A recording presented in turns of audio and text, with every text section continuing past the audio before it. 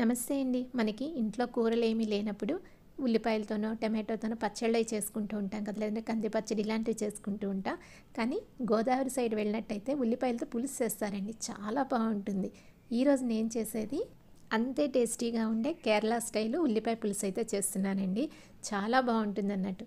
ఏ state అయినా గానీ recipes అవే ఉంటాయి. కానీ ప్రాసెస్ అనేది కొంచెం తేడా అండి.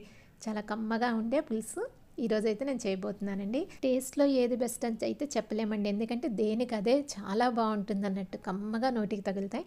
మరి దానికోసం అయితే చిన్న ఉల్లిపాయలు తీసుకోవాలండి కేరళ స్టైల్ దానికి. మనకి నార్మల్‌గా అయితే పెద్ద ఉల్లిపాయలు తీసుకొని ముక్కల్లా కోసేసుకుంటాం. కానీ ఇక్కడ దీనికి మాత్రం స్పెషల్‌గా ఈ చిన్న ఉల్లిపాయలు అయితేనే బావుంటాయండి. ఇవి మనం ఆ పైన ఉన్న తొక్క తీయడం చాలా కష్టపడాల్సి ఉంటుంది. అందుకని ముందే మనం వాటర్‌లో వేసి నానబెట్టేసుకోవాలి.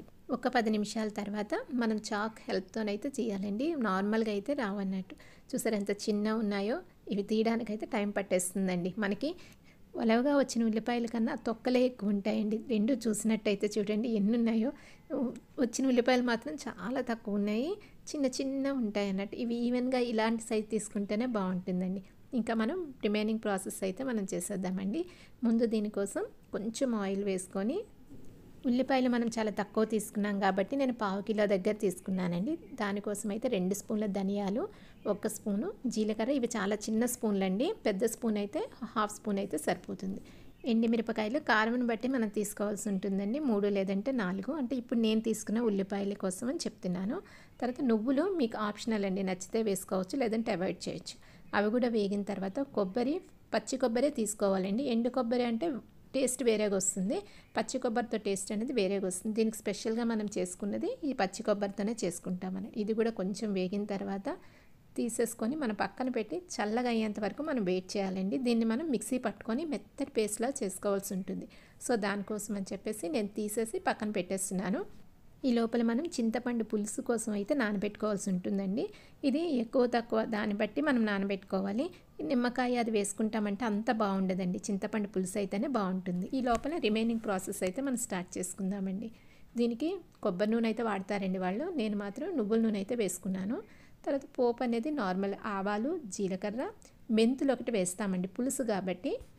లేదంటే ముందు మెంతులు వేయించుకొని పొడిలాగా కూడా చేసుకోవచ్చు.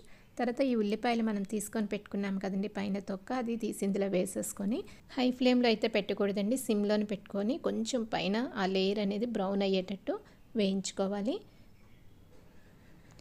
ఇందులోకి కొంచెం పసుపు, ఉప్పు ఈ 2 వేసి వేయించుకుంటామండి. కారం అయితే ఇప్పుడే వేయనవసరం లేదు, మనం ఆల్రెడీ అందులోనే అంటే మిక్సీ పట్టిన దాంట్లో వేసుకున్నాం కదండి. అందుకని చెప్పేసి ఇందులో కారం అయితే వేయకూడదు.